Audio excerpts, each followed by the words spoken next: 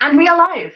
Right, so welcome to the first live stream for Film Prompt Society of 2019. Woo! Woo! Right, so we're going to be talking about the films that were made for December's prompt because we took January off, and then hopefully talk a little bit about our ideas for February's prompt. So first of all, we should do introductions. Henry, do you want to introduce yourself first? Hi, I'm Henry. I run the channel Supernova, spelt really difficultly if you've never seen it before. It's probably going to be linked in the description of this, but good luck trying to find that. It is. I make videos kind of related to tech and codey stuff. I've been trying to branch out a little bit, but mostly it's just code. That's about it. Okay, and Jamie? Jamie's got slightly dodgy internet, so just warning, if we lose Jamie, it's going to be okay. We'll get it back. We'll get him back. It'll be fine. We may have lost Jamie at the moment. All right. Have we got Jamie back? Please. Yay, I can hear you. Great. Introduce yourself before you go. Hi, I'm Jamie Does Things. My internet's terrible at the moment, so apologies if I disappear suddenly or if I talk over any a really confused word. Okay. So that all came through. I think so. Heard most of that.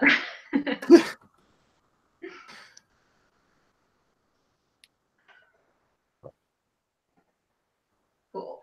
I think you still there, Jamie? We still got you. It's gonna be one of those streams, isn't it? Oh no. We had you for a second there. This is okay. Cool, we can hear you. I'm not here, and I'll chime in whenever I can. Cool. Or I'll just join in on the text chat. Yeah. Be in the chat even if we can't quite hear you, but hopefully we can. Hopefully it'll stabilize. There. And I'm Jules. I make all kinds of weird videos on YouTube about various things. Recently, stop motion animation seems to be my thing, but who knows, that'll probably change. Yeah. So, films that we're talking about this time. I guess we should start with Henry's short film first, because I think that's the first one on the playlist, because you were punctual and did it actually in December, whereas my one was submitted in January. So I can't remember what day. I think it was like the last chance I could have got it uploaded, though, to be honest. Like, because I was going home on the 21st, so I must have got it up just before that. December's a busy month. Yeah. So yeah, shall I just kind of explain? Yeah, tell us about what your plan was with it and how you felt it went, and a bit about the code stuff, because you do cool code stuff. So tell us. Yeah. So, I mean, I was very tempted to do a gingerbread video, regardless of the topic, at some point anyway, and it just so happened to coincide with this perfectly. So that was quite lucky. So yeah, it's a video that was kind of inspired mostly by my course, and now that because I used a lot of my coursework in it, I was going to show some of the code. And I was going to use my coursework exactly, but I thought it might be a bit boring, so I'm just going to do gingerbread images, mostly because they're fun and Christmassy. Hang on, if I get up my script, because I can't actually remember much about the video, which is interesting. So yeah, it uses an artificial, what was it? I think it was just a decision tree.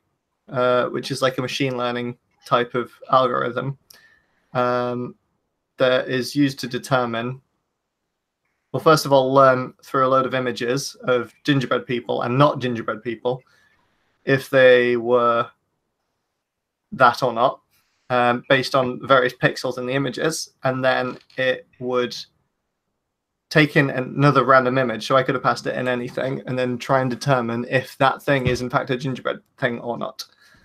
I think it went pretty well. I mean, I can't remember the accuracies. They were like something like, what was it, 80 at the end? I can't remember.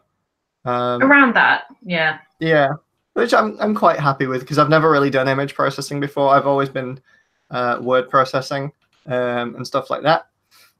So I'm quite happy with that, and I just wanted to kind of make that like entertaining. As dry as that topic is, I just kind of wanted to make it a bit fun, which is why I went with the gingerbreads and the kind of community aspect, because it was collaborating and I realized I hadn't done anything yet. So, and I was going to work with someone else on a previous video, but that fell through because I'm useless. So, yeah, I think that's about that video. Yeah, well, you're saying you wanted to do it in a like entertaining way, and it definitely, like, machine learning is something that doesn't interest me particularly, but I really enjoyed watching that, and I did find it kind of interesting. You kept me engaged. I'm glad. You're really funny. I'm not sure about really funny. Can still hear and see me, but yeah. I can do, yeah, Jamie. we can still hear you, Jamie. I wouldn't have called it funny, but that's because I don't know. Apparently, I'm funny to listen to when I rant, but I very much disagree. It's the comedic timing that you have with the edits that makes it funny. Mm-hmm. Yeah, okay. Like the point when it first came out with the decision tree that was just way too big, and you're just like, oh no, okay, go back, make it easier, simpler. And just the way you do that, it is amusing. Thank you.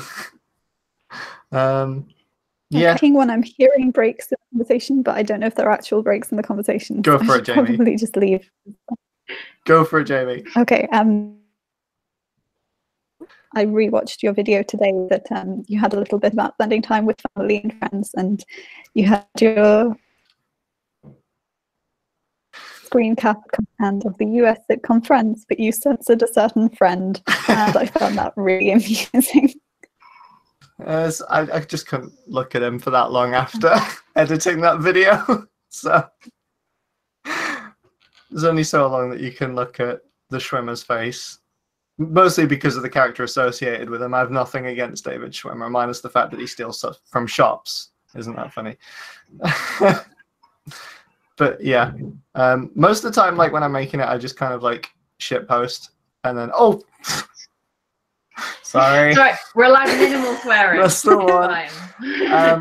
And then see what sticks, and then kind of run over it a load of times and kind of tune out the like the just bits and bobs of me rambling, like I'm doing now, and cut all this bit out, and then leave in apparently the posts.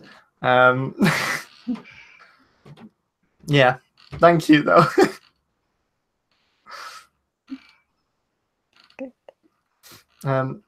Yeah. Does anyone in the chat have any questions? Yeah, chat, throw questions. Do it.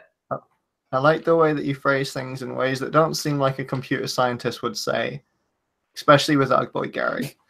I am a child of the internet, Dan, so it's kind of, that's the curse of that, really. And I was really bad at English, so I kind of just throw words together and hopefully the useful one sticks.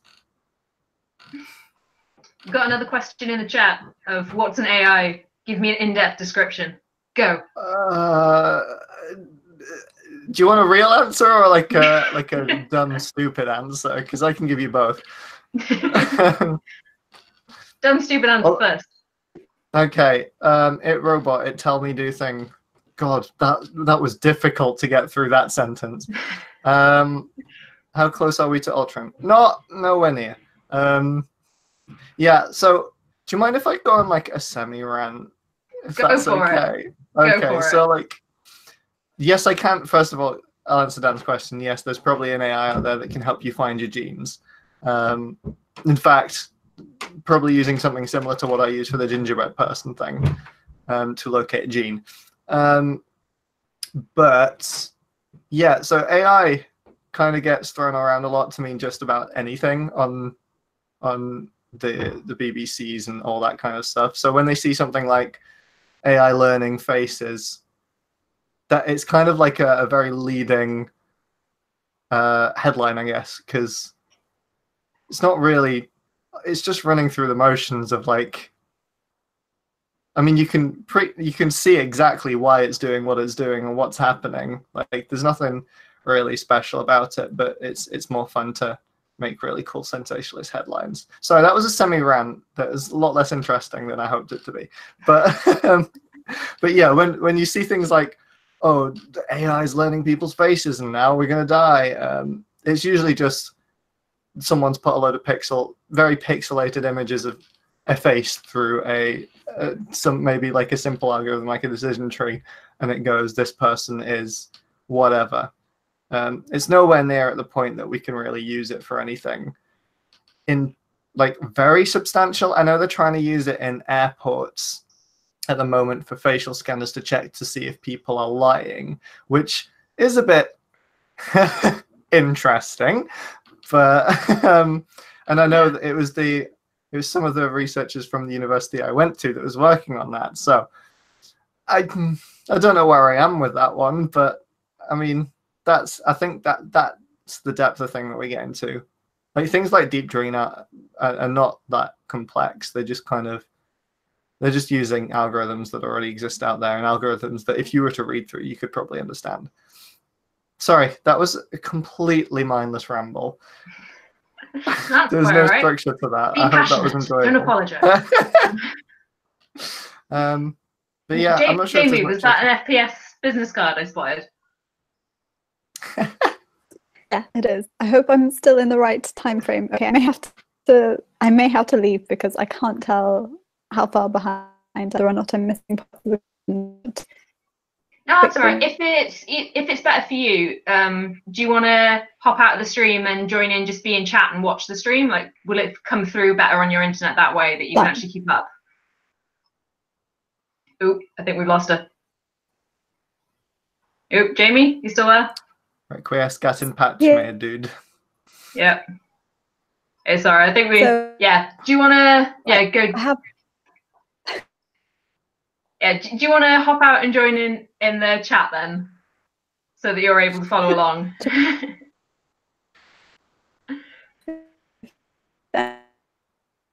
Just hearing random noises. I don't know what you're saying.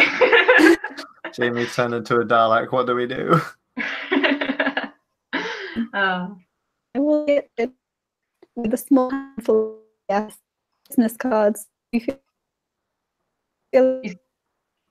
still have some business cards. You have a small handful. I heard small handful. I heard business card. Or isness card. Did anybody? Ooh. Ooh. I heard. Did anybody? And then. Yep. And then it was it. Oh, I love technology. Honestly, it probably doesn't help the fact that I'm on the edge of my sphere of internet in my house. You live in Wales. Jamie's in Cumbria, which are not the best. I'll have you know that the next street over is fibre broadband. It's just my exchange didn't get upgraded. Okay. It's literally just my estate. It sucks. Okay. So yeah, Jamie, do you want to join in the chat so that we can communicate? Because yeah, it's not quite working out, is it? So I've not heard you respond. You may have actually left and it's just not. I feel mean booting you though. I feel really mean clicking eject. Okay, Jamie said that they've left the live stream. I don't have to feel bad ejecting the no longer working one. Okay, right, there we go. I'm very sorry. Right. Jamie says, I will be at VidCon. I've left the live stream. Sorry for the nightmares. I will be at VidCon. Brilliant. That's awesome. I'm glad you still have a couple of business cards. Do your best to promote.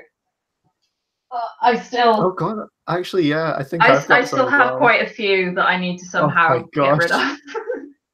You can only buy them in packs of 100. I have too many. You're kidding. So, and I've got the Jules Ender ones as well. So I've got a lot of business cards. Oh my God!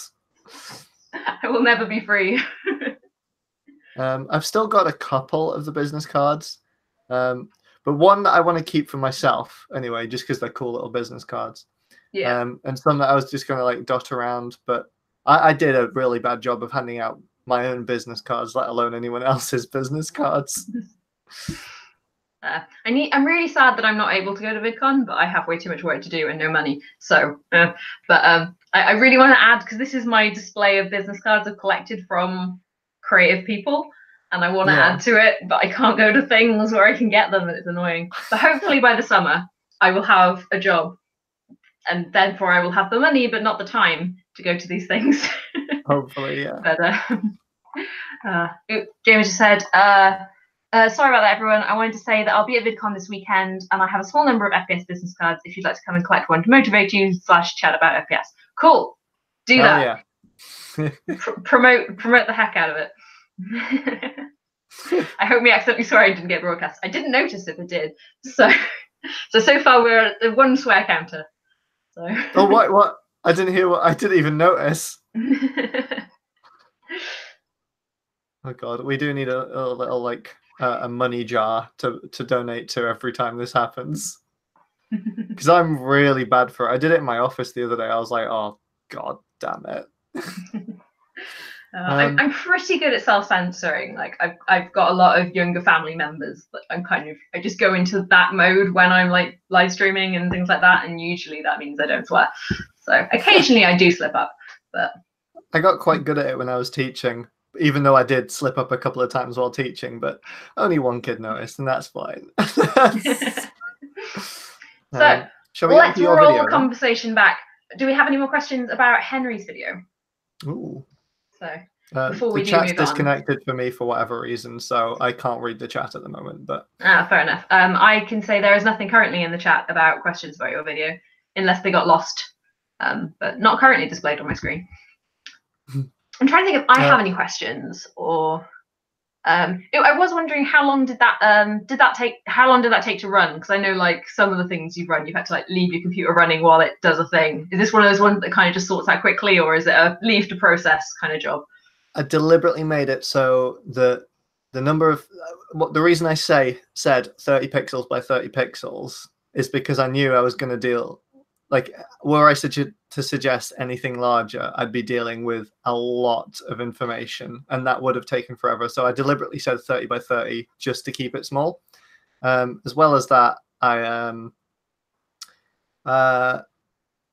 I wasn't expecting that many images, and I did have to artificially inflate the data set by just copying the images and creating like different versions of them, like those with the saturation turned up or down, or the contrast way up or down, and things like that.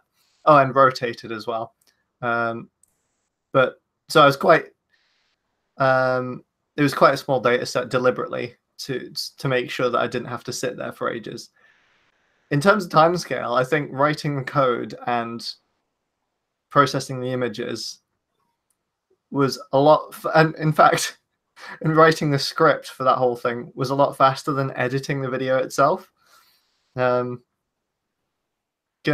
that's mostly because I get very easily distracted when editing a video, or will rewatch bits over and over and over and over again, obsessing, trying to get it perfect. But yeah, deliberately quite small. I'm thinking in the future of doing one of the text processing ones, but the issue with them is they take forever because text is weird like that. Because there's a lot more properties than just pixel values. And I could have gone hard on the image ones, to be fair, but I didn't want to go too deep into it because I still wanted it to be accessible to people who had no idea what was going on. So if I just said pixel values, everyone knows pixels, and in the images, I mean, there were pixel images, people had to draw them. They knew what they were doing. So yeah.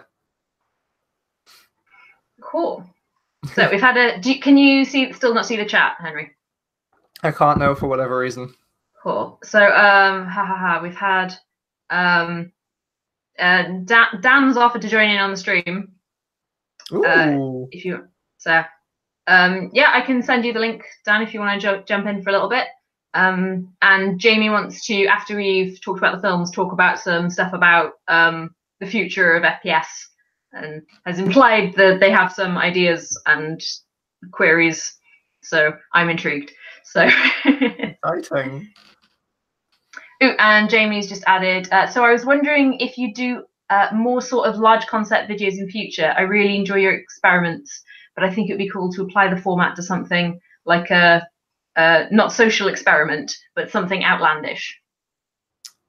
I'd love to do that as well. The issue is thinking of what that something outlandish is.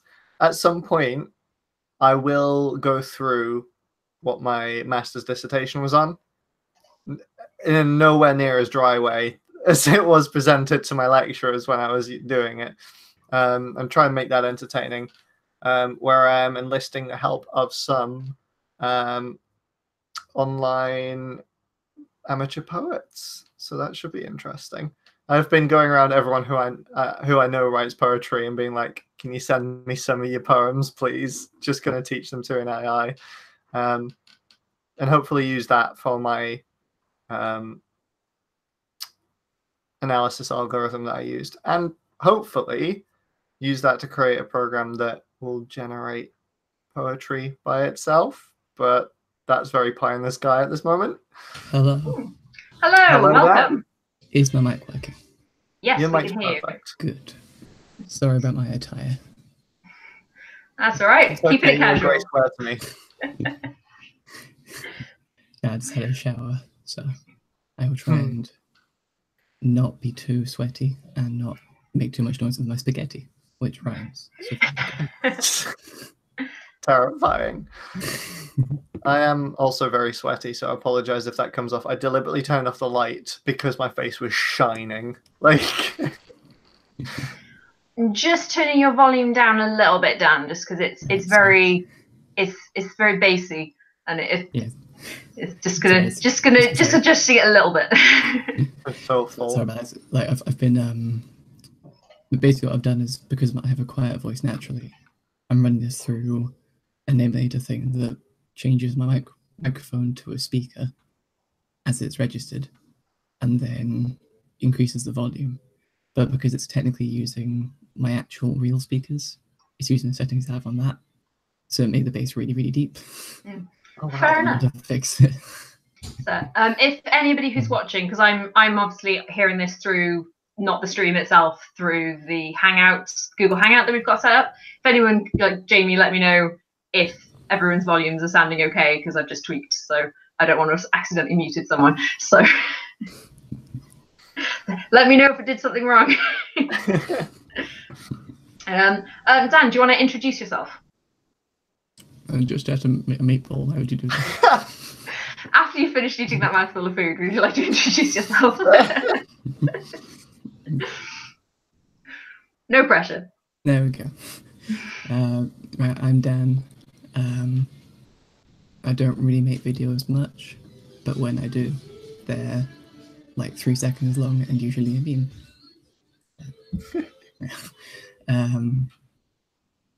Yeah, generally my videos are like just kind of a small idea I've had, but I have plans for videos in the future once I find time to make them. I don't really know what else to say. I never know how to introduce myself. We've been doing these for months, and every time when it comes to introducing myself, I'm like, I make videos. So not very good at self-promoting. Time either. So I wasn't expecting it this time, so I kind of just threw words. About this, I also own a wheelchair. There we go. Sorted. Fantastic. It's got cool lights on it. It's got better lights now. Oh. They're now, it's got like 7 color settings. Fancy. Nice. I hope we get to see them at some point. Yes, you will. If either in a video or just a photo, who knows? If there are no more comments or questions for me, shall we move on to you, Jules? Yeah, sure. I'm happy to do that. So if you haven't already seen, the playlist should be linked in the description of the stream, and it's the 3rd video on the list, the last one, so, or the one we haven't talked about yet, basically. So go watch that if you haven't watched it yet. But yeah, what do people want to know? First, break it down. Oh, perfect. So what do you want to know?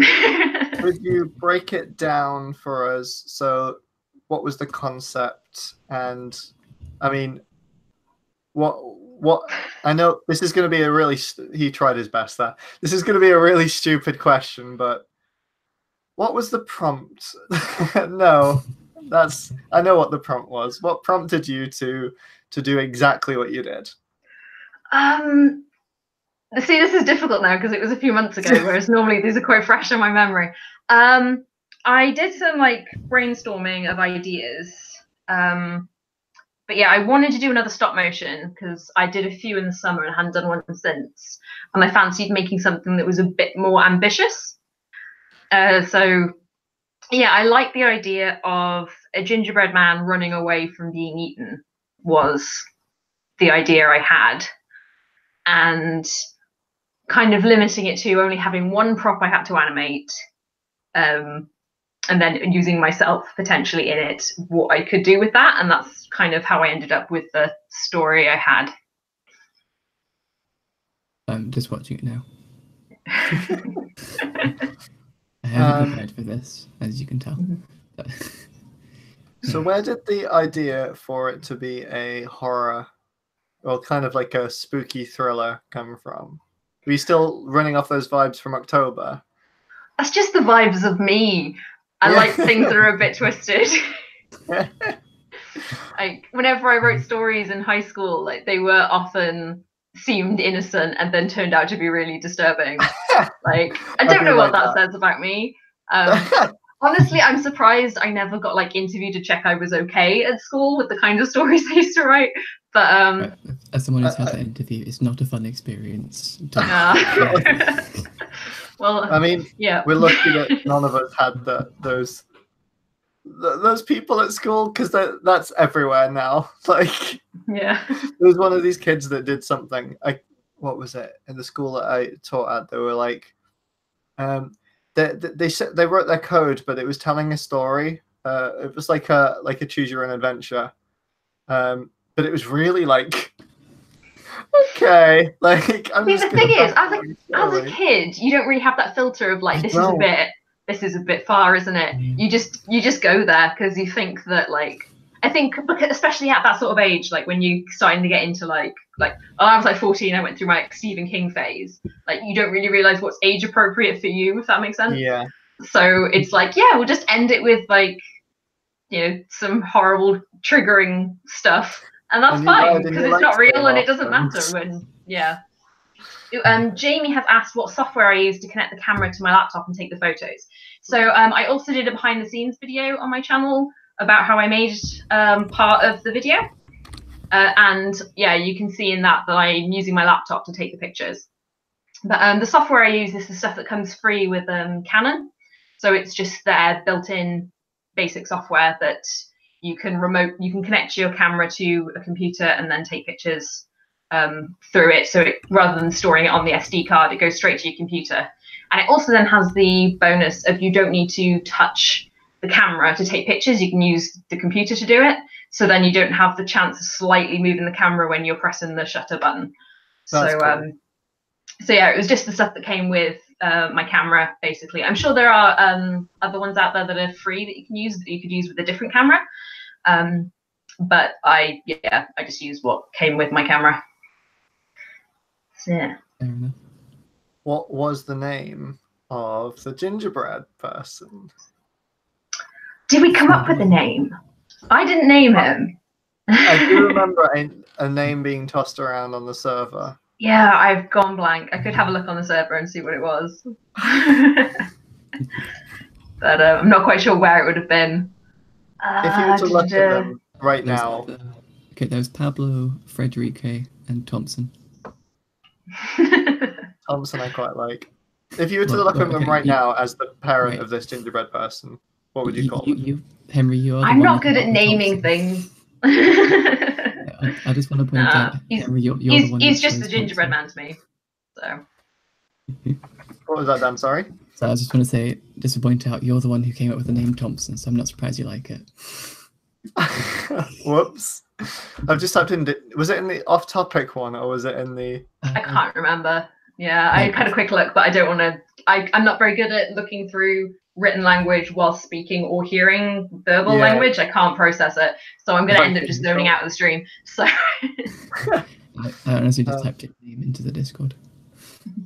I have been typing Ginger into every chat that we're all in. Literally, you have to do go on the Film Prompt Society Discord, type in name. It's the first result. Name. Yeah. Anyway, I'm distracting this entire stream, aren't I? Oh, it's okay. I found it. Good. Question.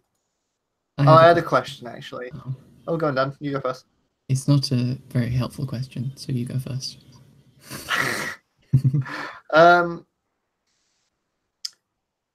Yeah.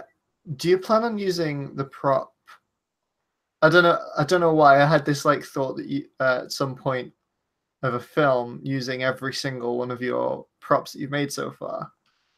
I think we might have talked about that in a previous stream about maybe doing that at some point. But yeah, I hang on to all of them. So yeah, potentially if I do a few things, I might have a go at doing that, whether that's for a FPS prompt or whether I just make a little something on the side. But yeah, I mean, potentially I might slightly dismantle Gingerbread Man, just because if I were to make him again, I would do it differently. Like the way that I've put the wire inside him is not ideal. So I was kind of tempted to just unpick some of the stitching, pull the internals out, and remake the skeleton. So it would be a slight hybrid, I guess. But I think I know why he was scared of you in the video. Yeah. Yeah, I mean, I made this by so yeah, he's got wire inside him to hold his everything in shape.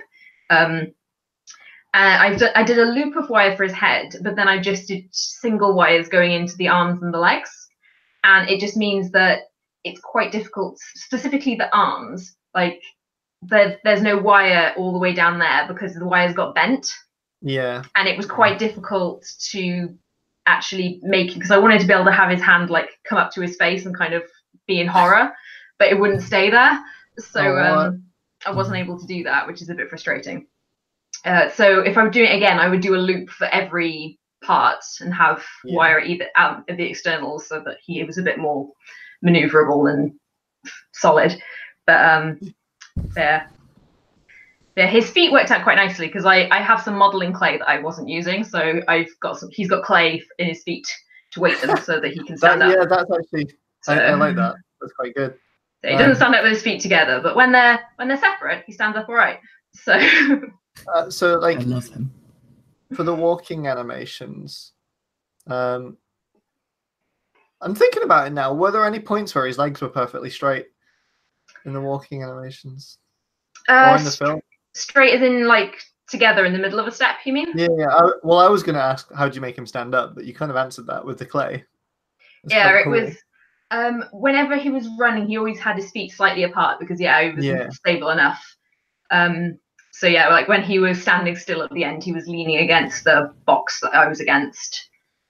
I originally, if you watch the behind the scenes bit, I have him hanging on a bit of fishing line to start with to do the run because I wanted to have his feet together to do a lot more motion.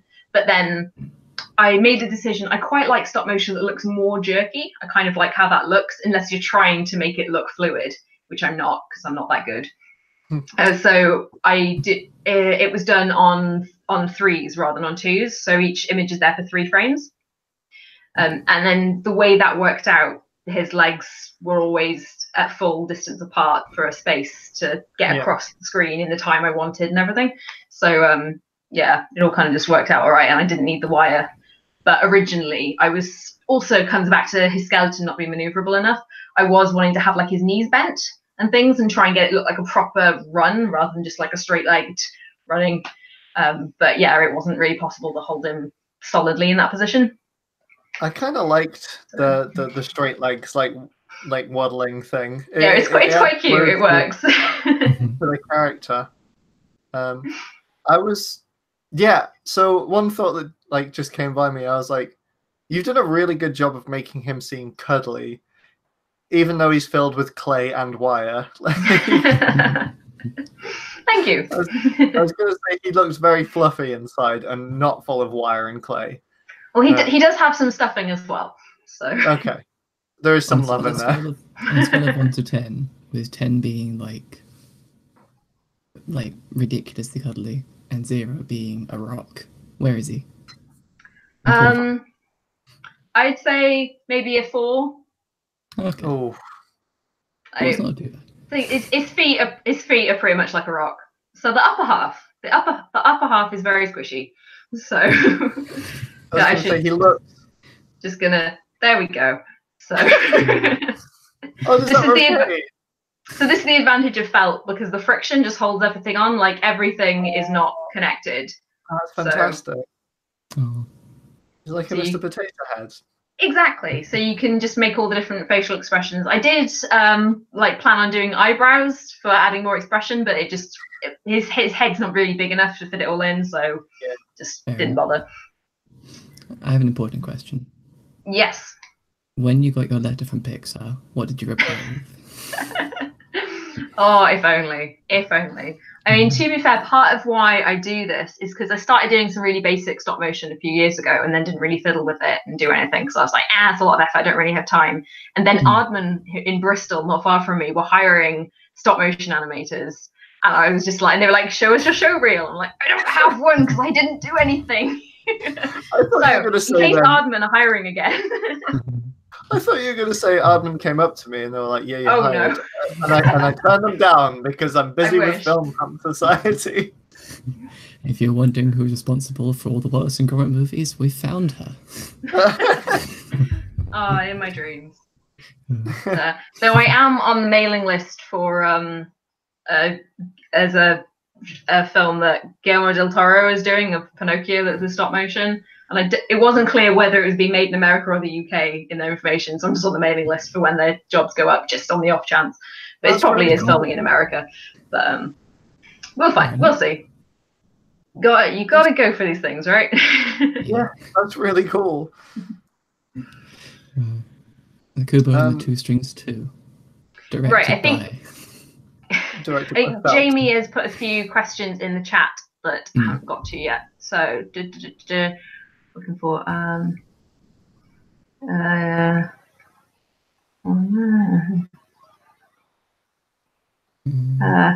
suggested that we talk about Valentine's related films, romantic films, since it is Valentine's Day tomorrow.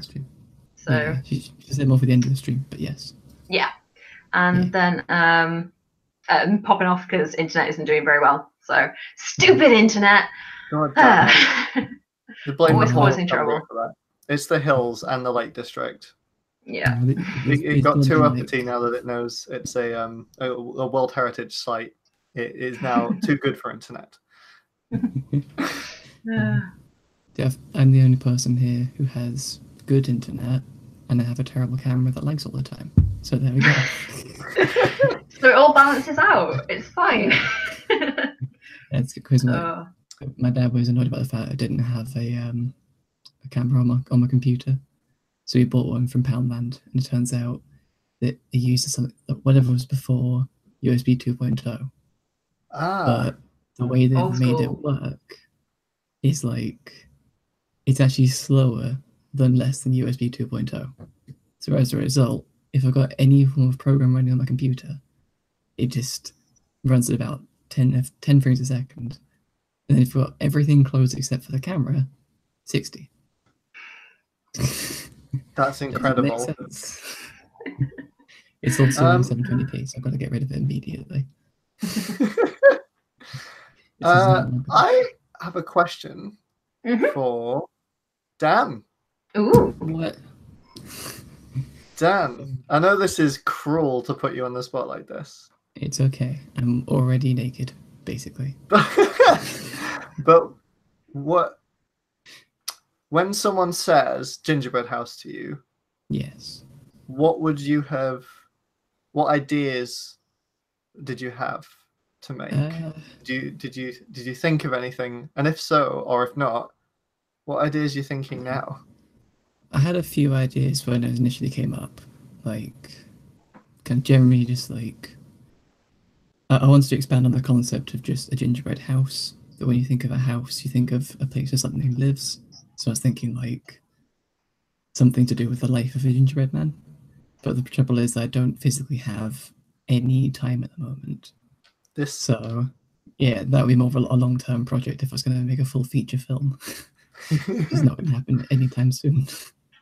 But no, that was like the main thing I would have gone with if I had attempted this. Is like the main concept was like about kind of you'd have a gingerbread man who maybe been in the oven for a bit too long, something like that, and as a result, all the other gingerbread men are mean to her basically, and then it eventually becomes about like this gingerbread man getting happy at things like that. I don't know, like.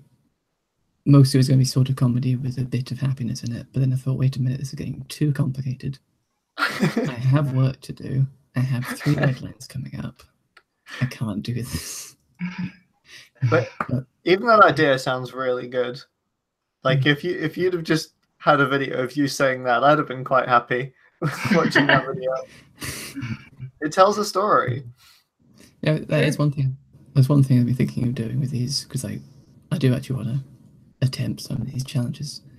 Is like more of a telling story type thing rather than actually producing the story, just because like it at least helped to develop the skills in storytelling while I'm waiting. Like what was the prompt ages ago? I think the second prompt that I heard, there was Spring to Life and there was technology, I think. Well, there was what you did last summer as well. No, I only found out about it pretty much last year, but later after it was created. But like, anyway, there was a prompt that I heard about, and I had like a really in-depth idea of like a fantastic story and a plotline and everything, different characters and ways to personalize them. And then I was like, okay, sounds like a great idea, but I can't do this. but if I like kind of just told the story as a video, that would still count as like developing that story and everything. But yeah. There is. But then also we gave like in the summer one of the prompts there was the challenge of doing the story as an animatic rather than making a film. So you could always kind of go down that route of doing an animated storyboard. Sorry. Yep. It's not my mum. Your dad, I love her. It's not my parents. Who is it? It's a live stream. It's a live stream. I love them. Will loves you. There you go. Go away.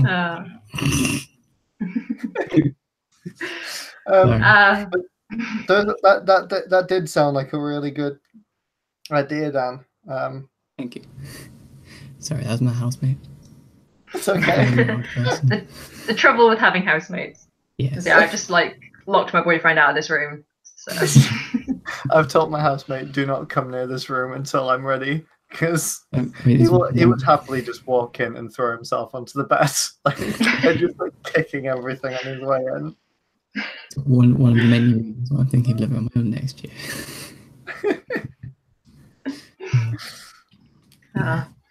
One other thing I wanted to talk about with my video was that I tried to focus a little bit more on set design than I normally do, and I'm rather happy with how it worked out. Like for example, with the shot where he runs past the bookcase, I went through all my books and found things I thought was appropriate for a modern day witch, was kind of like the character who owned the house. Whoa. So it was some fantasy books, the ones I have that sort of like abstract physics about like black holes and time travel and stuff like that.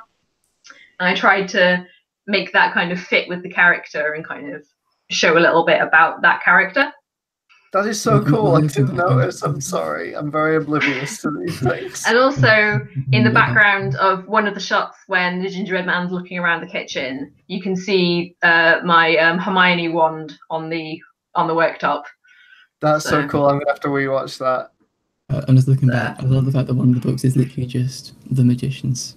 Like a bit more on the next one. Yeah, that's like really good. Sort of an egg around way of doing it. I do like Easter eggs and stuff like that. And I guess that's not even an Easter egg. That's more like world building. That's really cool. Thank you. Yeah, that's only one of my favorite things in any form of film. Is like, have you seen Baby Driver? Yeah. No, I haven't. Please, I don't Yeah, actually know much of what happens. Please don't spoil. Right. I haven't got around to watching it yet. Not really a spoiler, but easiest way to explain it is it's a heist movie, but also a musical. That's pretty much what the movie. But like at the very beginning of the film, like kind of the character baby is going on like a coffee run sort of thing. And while he's doing that, if you look a bit carefully in the background, you can kind of see some of the words of the lyrics of the songs that they're singing while he's moving along. One of my favorite scenes in anything ever. And like, it's very cool. Yeah, and like the entire film is dotted with that sort of stuff, but that's genuinely one of my favorite things in any form of media. And like, if someone can pull it off properly, it looks fantastic, and this looks absolutely brilliant. It was Edgar Wright, wasn't it? Yeah. He's really good at that sort of stuff. Yeah, just like kind of sort of thing where you watch it the first time, you don't notice it, and the second time you watch it, you're like, oh, there it is. I like that. Look, there's everything. Always on something new. It's like something new each time. Like we've been watching like Hot Fuzz as a tradition every single year for every single Christmas, ever since it came out, because that's the place we go to. They're literally the place where they recorded the film. But every time you watch it, you always notice something new in the background. Like we've recently been watching through the like deleted scenes for Hot Fuzz, and there's like this whole miniature storyline which they have in the background about one of the kids, like who are going around. One of the hoodies essentially. Like it explains why they help Nicholas at the end of the film. Oh really? You wouldn't fully notice it if they didn't actually outright say it. That's one of the only examples of any film Edgar Wright thing where you have to like have an additional scene to explain it. Yeah. Anyway, so I will stop talking about Edgar Wright because he's my favourite director of all time, and I won't stop talking about him if I don't tell myself not to. Edgar Wright is awesome. I think World's End is my favourite of those three at the moment. Controversial, I know, but there's a lot. That is good, but yeah. There's a lot more of that background stuff and that like the connecting the dots sort of stuff in that one, I feel, than the other two. Which I think is kind of maybe why it didn't do as well, because it was a lot of that, which I get can be quite exhausting. Yeah, I think that one was less popular because it was more about the kind of secret details of the characters rather than the secret details of like the story of the film. Yeah. And explaining why, can't remember the character's name, but the king, explaining why he wanted to get the band back together, or explaining why all the other characters are upset at him, things like that. Yeah. Like you find out later in the film as they gradually go across, but most of the other films are just like explaining why there are murder going on in a small village, or why there are what was it on? Hot Fuzz, Shaun of the Dead, explaining why there are zombies all over the place. They don't actually. Shaun of the Dead did foreshadowing very well. Yeah. I think foreshadowing out of the three of them, that one did it a lot and did it really well. Definitely, yeah. But it's like it was still technically the same type of kind of Edgar Wright type thing, but with a different goal in mind, which meant most people didn't like that one as much. I still like it because it's Edgar Wright. You can't go wrong with Edgar Wright. Anyway, we need to start talking about Edgar Wright. This is not the goal of this stream. It will be now the Edgar Wright Society. But don't you steal my blog name? How dare you? I'm going to claim that on Twitter. So, do we have any more questions about my film, or thoughts, or general points? I mean, this is just for me. I don't know why. I love your props a lot. Thank you. Especially the current one. And I don't know why, but I've just I in my head I've just liked the idea of seeing that phone on like drawings and stuff. So like, have you ever thought of like drawing your little characters together? I know there's not many at the moment, but Has that ever been a thought to you? No, could do that at some point, I suppose. Kind of tie your little universes together, because I Yeah. really like them. They're good. Oh, So thank that's you. not me saying do work, do more work. That's like, Do this thing. Can I um, finish my PhD thesis first, please? please do. Oh my god. Oh. Yeah, but I don't know. I love the little universes people end up either like consciously or unconsciously just creating out of all the little things they make. And when those universes kind of wrap up and join together, I find that just really cool. Cool. So, shall we move on to talking about the new prompt and throwing some ideas around? Sounds like a plan. Cool. So, February's prompt is nostalgia, which I think is broad enough that could be taken in a lot of ways, but also I think it's like everybody has their own view on what is nostalgic for them. So I think everyone has a nice starting point. So, like, for me, initially, my first thought is I could get my Pokemon card collection and do something with that, because that's just my childhood to me. So, So not sure what I would do, but similarly, I did also go straight to Pokemon when this prompt was we were brought children in the 90s, therefore. Can I very, very quickly show? Need to find a Tamagotchi. What else? Yo-yos.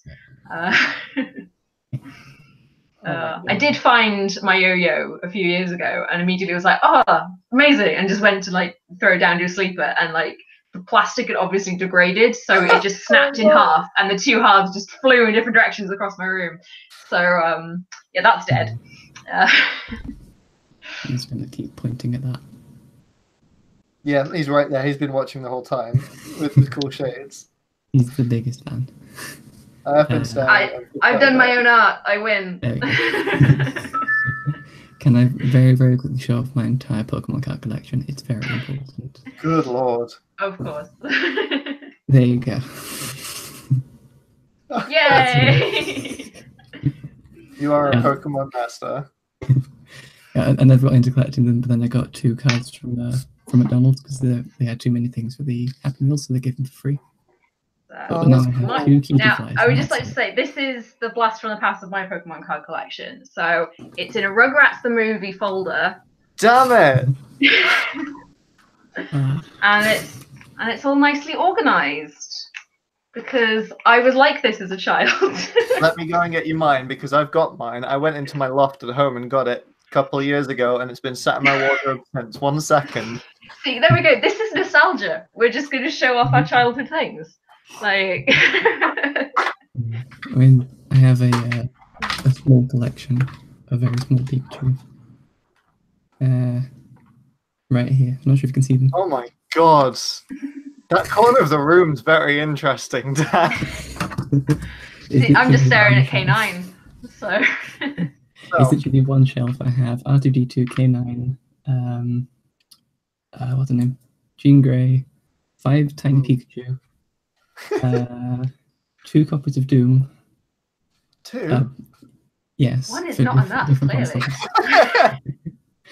I technically have 4 copies of Doom.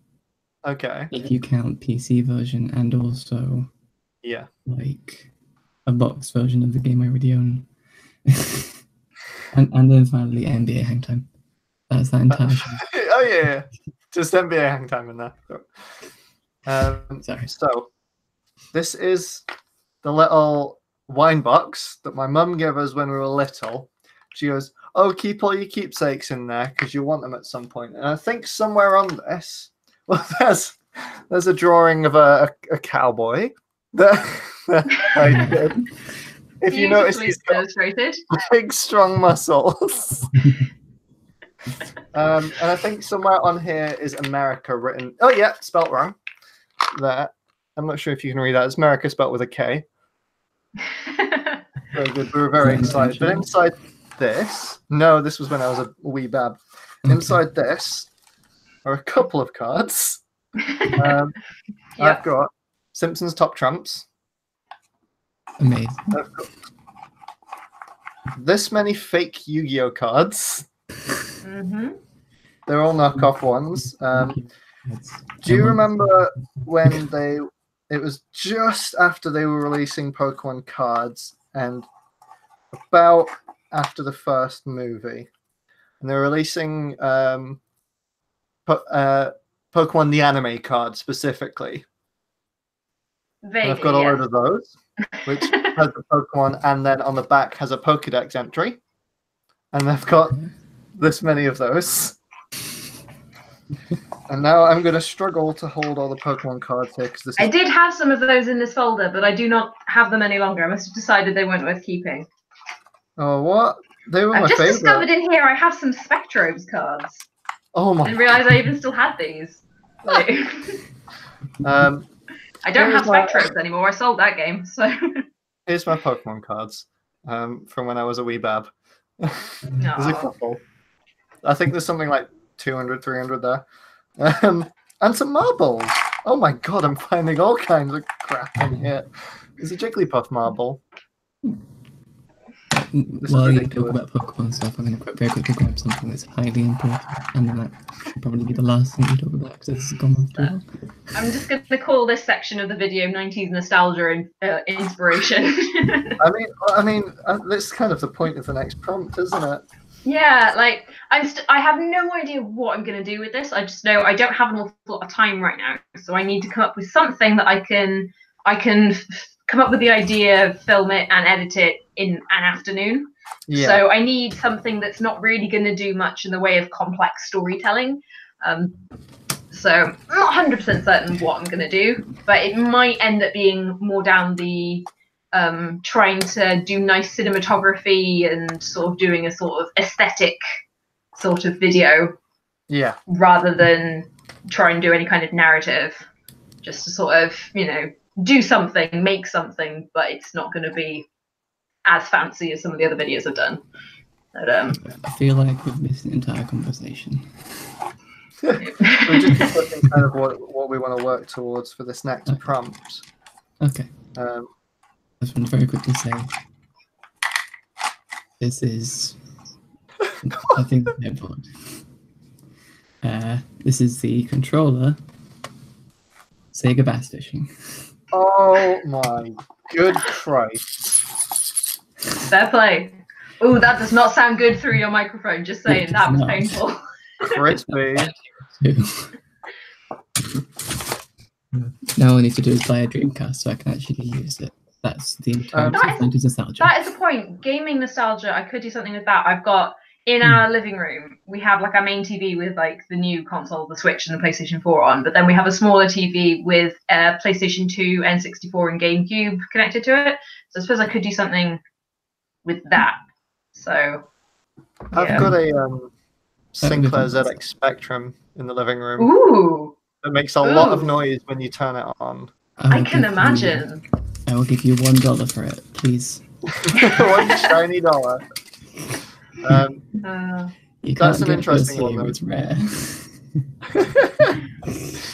The Sinclair's a bit of. I was going to say I'll give you 500 rupees, but my leftover India money is not where I thought it was, so I won't. Because it's a closed currency, you can't exchange it outside of India, and I missed it. Really? So I'll give you. I illegally took them out of the country. So full lunchbox. My bad. Caps. Full lunchbox. Full of bottle caps. We did that one year, and it was a mistake because oh my god, come the nuclear apocalypse, you're gonna be rich. Sorry, that makes a terrible noise. I'm gonna put it away. So I was thinking of maybe doing something like that, doing something with the Spectrum because you can program on them. Okay. So just make a stupid message appear on the TV to annoy my housemate would be good enough for me, to be honest. Even if it's just a loop saying "Mimi Big Boy" over and over again on the screen, I'd be happy with that. That could be a nostalgic prompt, response to a nostalgia prompt. I would pay to have this video. I just had an idea, which may not work. But I'm just talking about old computers. I know there's some old home videos from when I was like 2 or 3 years old on my dad's like Amstrad computer, like playing some terrible game that was on that. And just wondering if I could get access to that at some point. I think it has been digitized. I think my parents did do that at some point. That's cool. Do something with that.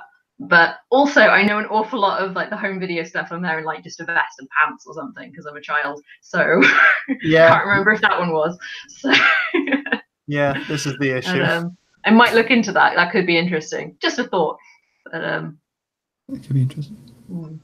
I've had a concept for a video that's been on my mind for quite some time. Okay. This is my official announcement for a project idea. Right. It combines two things. I want to see the dawning horror on your faces when I say the first one. Okay. First okay. One, slightly nervous. Please remember we try to keep these streams clean. The first one is a Furby. Oh no. The second one is I've got nothing against Furbies. The second one is Doom. Right. Okay. I see. This is a Furby Connect. Okay. A what? That is horrifying. It is. Having said I have nothing against Furbies, that I don't like. It's got a sleep mask on at the moment, so it's not awake. But what I'm not going to remove this at the moment because it's very loud. But what I can tell you is that underneath the sleep mask are 2 LCD screens. Oh God, no! I know. Additionally, this here, on top of it, that's a 4-directional joystick. It also has sensors here, here, here, and here, and a button here. My concept is, I'm going to get this to run Doom. Oh my God. You know what? Do it. Like, it's probably that sounds great. A video of like discussing how I'm going to do the project rather than actually doing the project because it's going to take some time. But yeah, that's fair enough. Are you able to code, like submit code to it somehow? That's the thing. Someone's made a GitHub project for. Well, they haven't actually found a way to.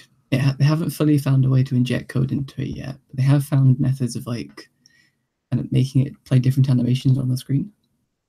So potentially, if I could modify their project to allow me to change enough of the animations, I'd be able to get a running version of Doom. That is slightly terrifying. I wish you luck. A worthy challenge. Yeah, the other option is that you just take out all the parts, put like a Raspberry Pi in there that's running Doom, connect it to the LCD. Yeah, just jam a Raspberry Pi right in there. If in doubt. Yeah, that's basically the conversation between me and a friend was like, they're telling me about Furbies because they're addicted to Furbies, and they said, well, there was a Furby in 2016 that was designed with screens for eyes, and they're also a big fan of Doom, and they said, hang on a minute, I've had an idea. What if you got Doom running on a Furby? And I'm like, I feel like I would be able to do this. I don't know how to find a Furby. So immediately, I went to like Facebook Marketplace to see if anybody had any, because they're about 100 quid. I found one on Facebook Marketplace for 20 quid. Oh my God. In order to buy this, I went on a 5.6 mile wheelchair-only journey with no buses. Oh. Good God. That's dedication. How are your arms? They are big and strong and beefy. No. They're massive now. They're huge. I can punch God and he'd regret it. No, yeah, it took about. It should have taken 2 hours. Ended up taking 3 because halfway through it decided to snow. Oh God! Was this a couple of weeks ago? Yeah. I don't think the forces of nature themselves want this project to be finished. This was you. That's why it snowed in the whole of England. This was you. It'll make the Furbies too powerful. They already have a fully formed language. They don't need the ability to run Doom. Is that right? I've been meaning to Google this at some point, but is the Furby language an actual structured language? Okay, so Oh god. since pre-1995, Furby didn't have a fully formed language. That was just random noises. But like 1995 onwards, they gradually developed a language into Furbies. That's exciting. So basically, like, it was initially just things like yes and no sort of thing. Very basic conversation. But as it got more complex, we started having actual phrases they could say to mean different things. With this version, seeing as it was 2016 model, it has the ability to say pretty much any sentence you like in English. Good lord. The Furby version. Like, it was yeah, mine's technically called right. So when you connect to the app, you give it a name based on Furby like words, right? We have to do Very two good. words. Its name is, what was it, Lao Wu, right? We translated from Furby into English is Big Muscles, which is the appropriate name for a Doom Furby. But like, Sorted, yeah. Yeah, so like, it's all based on kind of vocal noises rather than actual fully formed words. Yeah. But then what you combine together, the more words you can make. So one single syllable would just be one word. 2 syllables would be a modifier to that word. It's That's surprisingly, cool. It's very similar to the way you do Simlish, and I find it interesting. But it is fair enough. Speak in Simlish. I am terrified of this concept, which is very good. I mean, it's just be glad it's not in your house. Yeah. Well, my he watches me sleep. Do you remember when they released the grandfather Furbies or the grandparent Furbies? Oh god, yeah. We had those. Those were the first Furbies that we got. I can still smell the fake fur. It's like something you just can't forget. It's not that it was a bad smell. It was just very, very unique. But they had a life to them that would not stop. And no matter how dark a hole that you put them in. And my grandma was absolutely terrified of them at the time. So Your grandma was very wise. She's wise. She's wise to fear the demons. And we'd put them away in like cupboards and stuff to make sure that they fell asleep and just stopped making noises. Because it would be things like the middle of the night. I used to have like a night light, so whenever that came on, it would go, "I'm awake now," or "I'm here for trouble. It's me." So I weirdly that made me stop sleeping with a nightlight, which I was quite. I mean, the Furby raised me to not be afraid of the dark because I was afraid of it.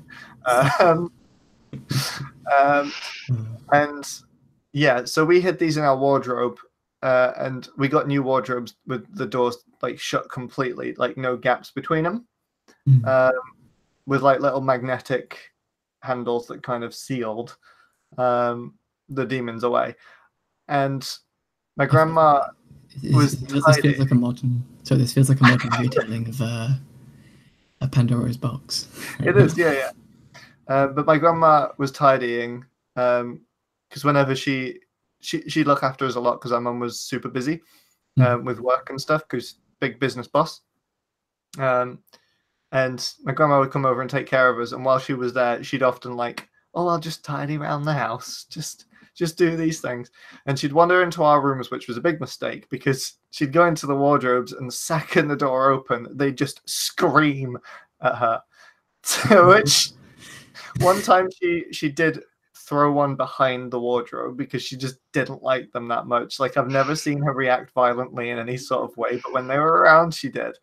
And if I told you, so I will very quickly tell you, they now have reactions to being thrown. How do you feel about this? God, actually, I kind of like that. It's nice to know that, us trying to get rid of them in a way of throwing them actually has an effect on them. It's nice to know that they're not inhuman, godless beings. Personally, it terrifies me more because of the fact that it has the ability to react to different situations, and it now knows that we have a hatred towards them. I see. Once it has the ability to perceive hatred, is it now going to hate us? Is this how the world is going to end?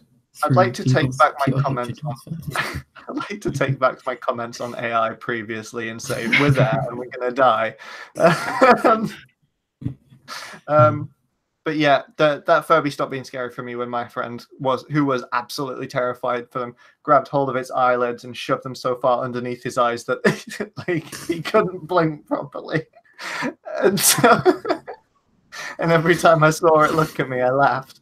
So that's how the fear was defeated for me. My friend, the mountain, and the vipers him. Somehow I'm not sure whether I should be scared of the fact that your friend literally did like kind of the squishing in eyes thing to a Furby. Or the fact that somebody would have the visceral rage in order to want to do this. To want to touch a Furby, first of all. Well, I do point out these are very soft, so touching them is fun. But they improve on that concept. Anyway. Yeah, so that's my concept for this prompt. Furby good. Oh my god. Yeah, like, as I said, this isn't going to be like the full project. I'm not actually going to get this done by like the end of February, but I do want to get some form of headway in there, and then like maybe explain the concept of like the different methods which could be used in order to make this happen. Like, yeah, awesome. Yeah, like what was it? The GitHub project describes how to go into debug mode. So like, I could show how to use exciting. Yeah, you literally get a whole bunch of lists all over the eyes that say all of its needs and everything. It says, like, oh my god, it'll tell you how much sunlight it's had, how much food it's had recently, how happy it is. I want to know about a Furby. I love that. So do I. Anyway, it's like you've got your hands on the inside of like, it's like Truman Show, but to a whole new level. You are inside Truman. You've got hold of his innards. Look, we know how Truman works now. We have the ability to turn off Truman's features. Oh my god. The best part about it is that it's all through Bluetooth Low Energy, which means that in order to connect to it, I have to like essentially send information over to the Furby through space to say, hey, do this thing. You need to cast spells yes. through wizardry to tell the Furby to behave. Yes. Anyway, magic science. I feel like I've talked about this for too long. We have talked about Furbies for like 15 minutes. I have a feeling it's been longer than 15 minutes, but I wouldn't know. I have ADHD, as you can now tell. Last time I looked at the clock, it was 7:30. Now it's 8:15. So. Well, we definitely haven't been talking about Furbies that long. Okay. I have been watching the clock. So. Last time I looked at the clock was 2014. What happened? No. So I'm trying to think of other things to potentially use, like as inspiration. I'm just gonna reach out a shop for something for a second. Okay. Oh. Like, there's another option for nostalgia things. I have this. Oh wow. Please tell me it works. I mean, that's how big I thought Game Boys were when I was like, oh my god. Love it. There. They all work except the battery's gone in this one, unfortunately. Pokemon Silver had a thing with that because it's got the internal clock in it, so the internal battery drains.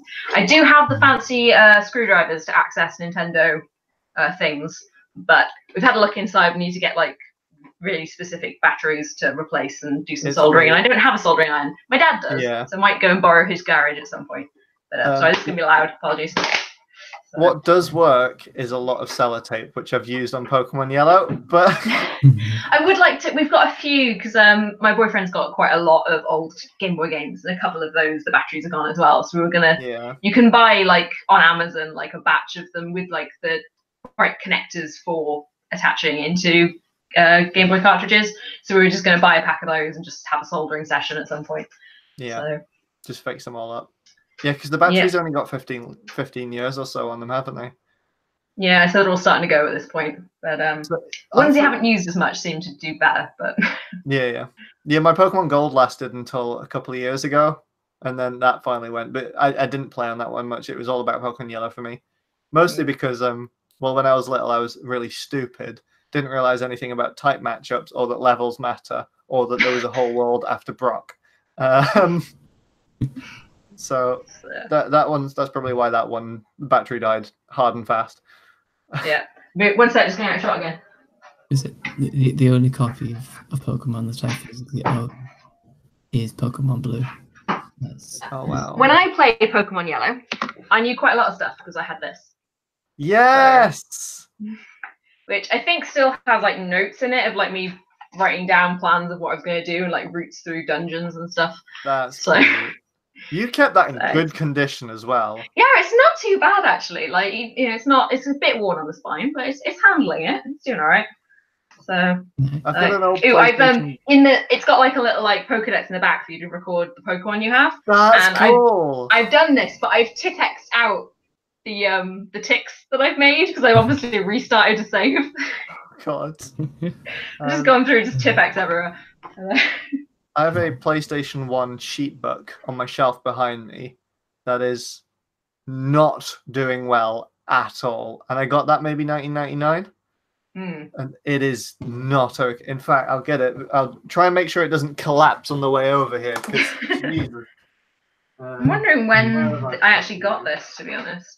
Does it have a print date? The last date in it is 99, so probably around then, I guess. I was 2 years old at that point. I was 8. This is confusing. I was 8 and into Pokemon. Most of the games that I own, like anything that's like one of my favorite things to do is go to like old retro game shops and buy whatever I can find. And like almost everything I own is at least 3 years older than me. Weird to think about. Look at the condition of these nasty pages. Spyro is my favorite game there. The bottom of that page is completely torn out. Oh. The front of this book is beaten up and old. Like, I mean, speaking of Spyro, my original Spyro 1 anyway, that case is completely smashed. I just have the back part, the actual front plastic, like clear hinged bit. That's all gone. I do not have that anymore. That got broken off long ago. Jeez, I think my Spyro 1's still okay. It's a Sims 1. Oh wow. This is an old box copy. That's Living It Up as well. That's not the deluxe edition that came out that had Living It Up as part of it. Yeah. No, I've got the slightly more modern complete collection. So I own every single Sims expansion. Does this work on? I don't even know what operating system this is last for. I don't even know if this works on my computer. So. I can successfully say that I own every single Sims expansion from Sims 1 to Sims 3. I was going to say, if you own Sims 4, you've given your whole soul to EA at this point. I was going to say Maxis, but not them anymore. Right. I own everything except for the stuff packs of Sims 4. I was going to say, yeah, they're ridiculous. Yeah. Right, some of the game packs are that are actually really good. Like, yes. Right, if I told you that the latest game pack for Sims 4 includes a Fallout style reputation system. Excuse me? I know The Sims 3 had that kind of and really badly, but The Sims, that's cool. The idea is to do with your fame, right? And you get a reputation with your fame. You get either a good reputation or a bad reputation. If you do good things happen to you. If you do bad things happen to you. It's absolutely brilliant. Currently my sim has a pristine reputation, which means if you introduce yourself to someone, you're instantly friends with them, which is really good. That's cool. However, I've also got a sim with a terrible reputation, mostly for being mean to kids, because it's always a fun thing to do in The Sims. But it's partially being mean to kids and partially drinking too much, because you can drink juice in the game, and if you drink too much juice, does that give you negative points? Yes. But as a result, it means every single person I introduce myself to hates me unless they're evil. I love this system. Sorry, I've just had a mini panic attack looking down at the back of this. Look at all the consoles that used to be available. When this came out, there's the Sega Saturn on there. There's oh my god, the Dreamcast. That's Game Boy Color when that first came out, when that was brand new. See, like, even though I was born in 1997, most of the consoles I owned as a kid were things from like anything before that. So I have a lot of nostalgia for all of these, and everybody else I know is just like, what the hell's a Dreamcast? You know, what the hell is a Dreamcast? You know, I never actually played on a Dreamcast. I never knew anyone who had one. I didn't either. My dad hated them, apparently. I didn't either, but just like kind of those eras of games, that sort of thing. Like my first console was a PS2, and then I straight away got an N64. Seems a bit backwards, but you know. Yeah. So my first console was a PS1, but we only got it because my dad won it in a raffle. So like we wouldn't have had a console otherwise. I had a lot of games on PC, but they were mostly like educational games. So you just reminded me of a horrifying fact. The only thing that I've ever won, any physical object that I've ever won in my life, was a large inflatable donkey from Shrek that I won. Standing. I won that from a what was that, a Ribena competition. Fair enough. I was thinking. I don't know. I just remembered this. So, like, you know, what am I going? I need to think first. I mean, I'm not sure about you, Jules, but like, I had a very like rural upbringing where raffles were a thing that just always were a thing. There'd always be like the little like village hall fete, I guess, with the raffle thing. Was that a thing in Wales as well? Well, I mean, I didn't grow up rural. I grew up in Cardiff, city. So, yeah. But yeah, I mean, it was my primary school. We had 2 school fetes every year, one at Christmas and one in the summer, and there was always a raffle with reasonable prizes and stuff involved. So that was like, yeah, that kind of thing. I have no idea if that sort of thing still goes on at my old school, but there was a reasonable sort of like small community kind of vibe in that school. Yeah. But but like that was always like raffles, particularly, were always part of like my childhood and kind of have built their own nostalgia around them.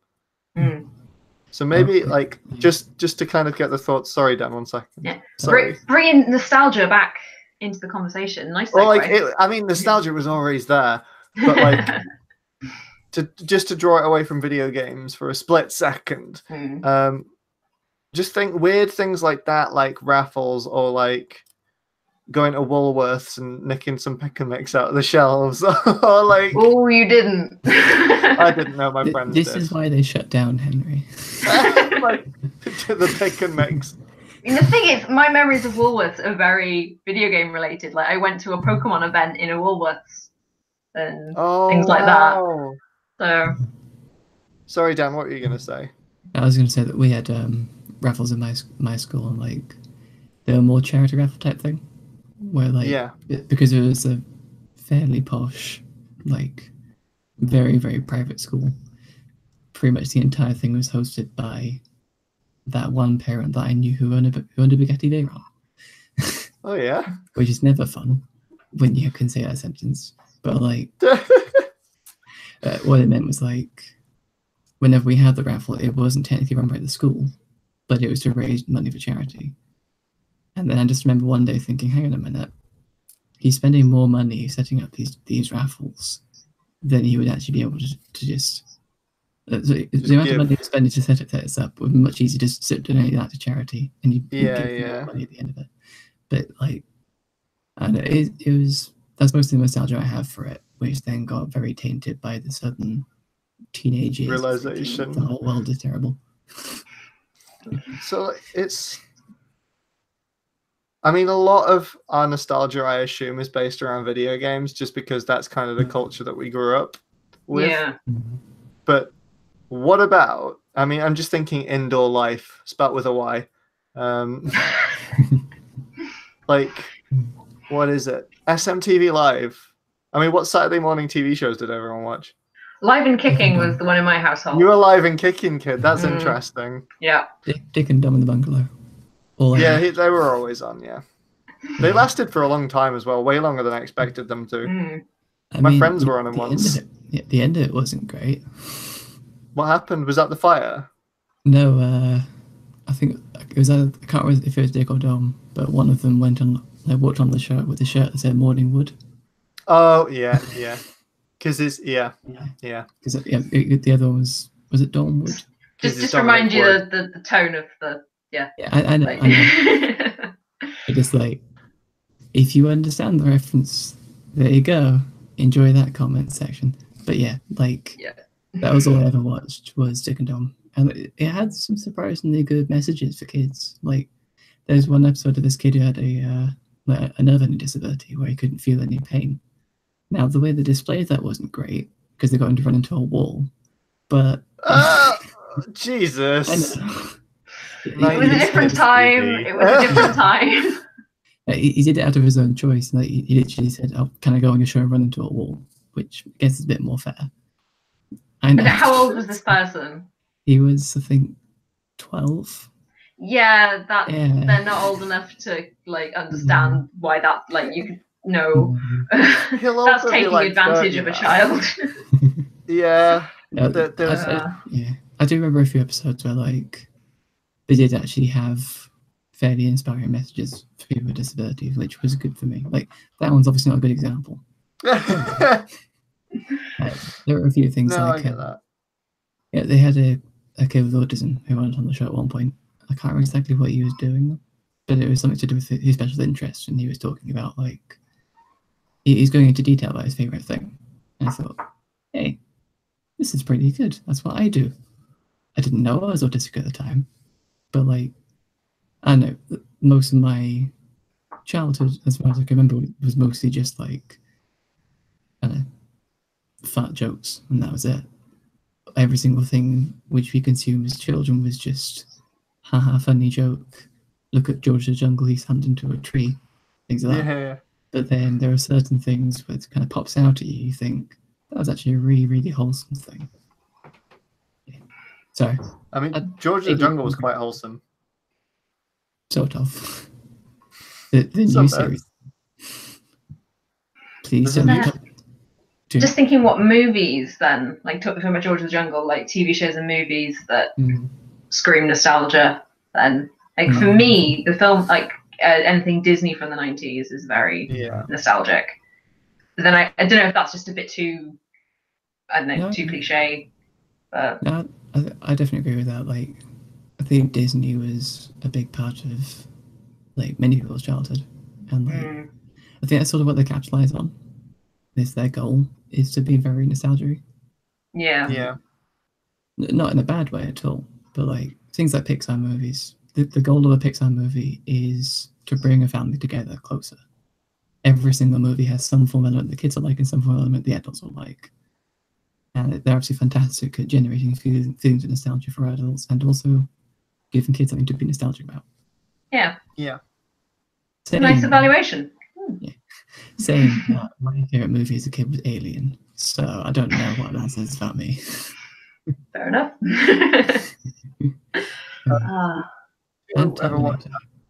And Terminator as a kid. I watched it at 12 years old. Where were your parents? my dad's the one who put the cassette in. He talked to him about that. My parents' attitudes to movies like that were kind of just don't do anything that you see in them, and it's fine. And I was like, yeah, that's okay.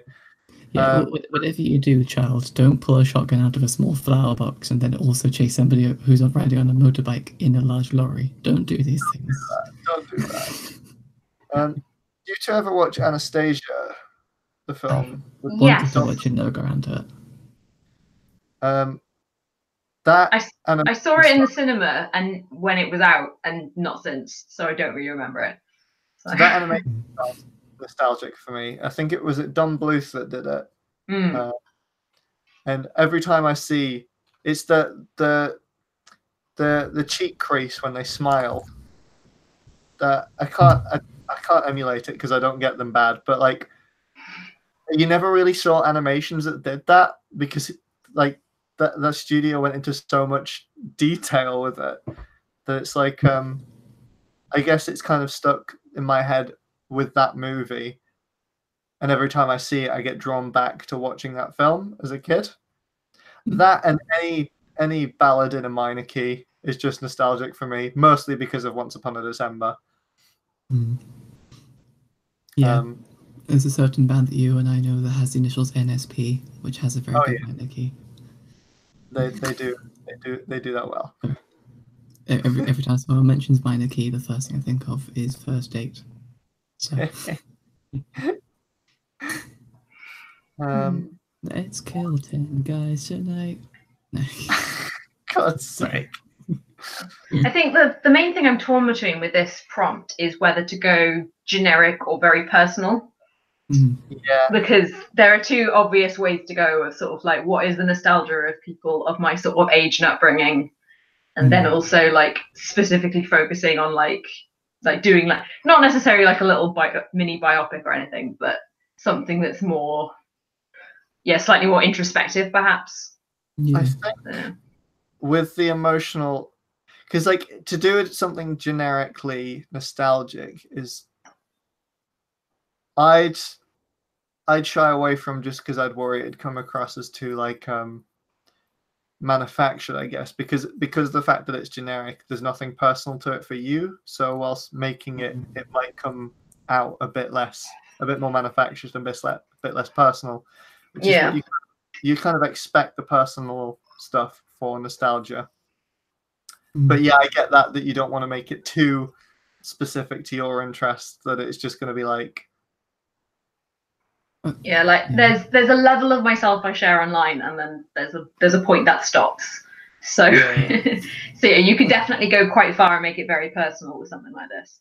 I think like the good balance would be like if you found something that everybody finds nostalgic, like I don't know, let's say Dumbo for example. If Dumbo was your main film as you watched as a kid, you go for Dumbo. But then if you talk more about like a specific thing about it that you're nostalgic about, you wouldn't necessarily notice. Yeah. Like, what was it?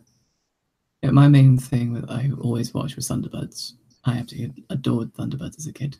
Like, if the TV was on, Thunderbirds was on it, nothing else. Like, but the thing I specifically liked about it was the interesting details in the background.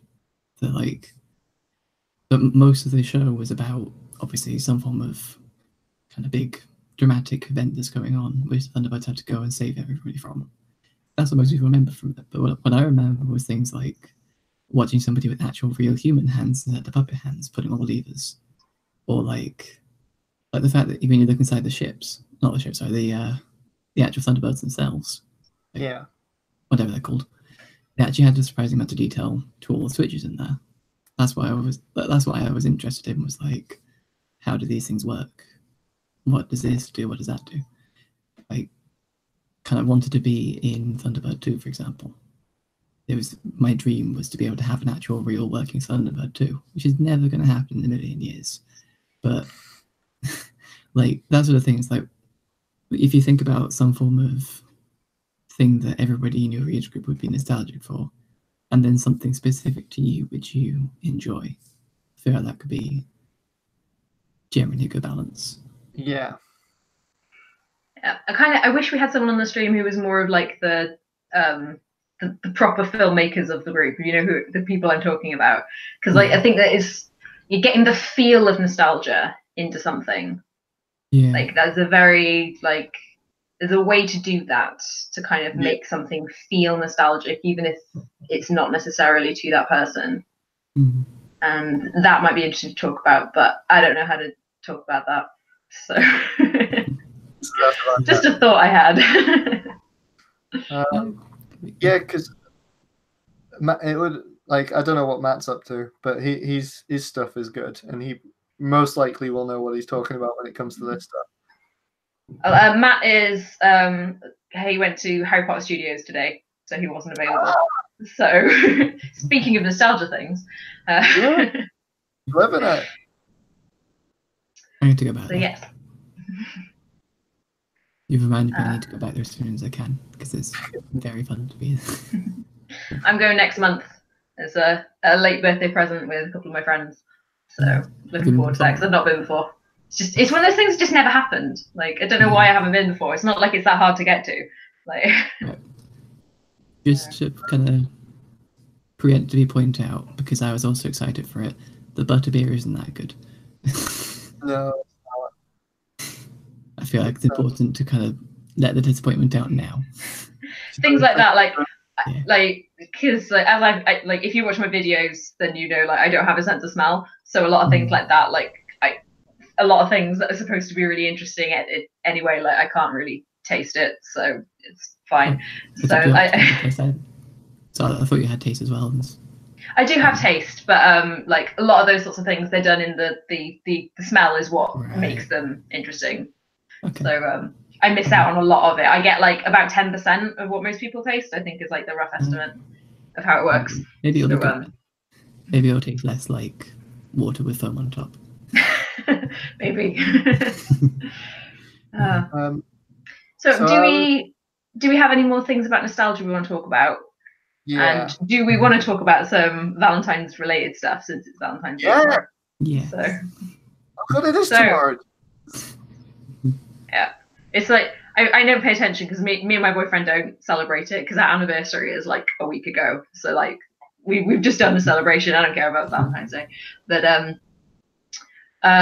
yeah, so romance films that come to mind, or relationship-y sort of films, whether they're considered rom-coms or whether people deride them as chick flicks. Right, literally the only one that's coming to mind is Date Night, starring what's his name? The guy who played Evan in Bruce Almighty. Oh, yeah, I know who you mean. Yeah, in The Office as well. Yeah. That guy. Right. For some reason, that's the only thing that's coming up in my head as a romance film. I don't know why. It's a decent film, an odd film. I'm not that familiar with it. Right. The idea is it's basically the worst date that could possibly happen. So it starts off as like an anniversary date, and then all of a sudden, about 20 minutes later, they crash directly into a taxi, and they have to try and find some way of driving away, like both of them reversing in order to get away from a bus that's driving down the same way. It's a very odd film. All I remember is that I watched that and my first episode of Always Sunny on a flight to India.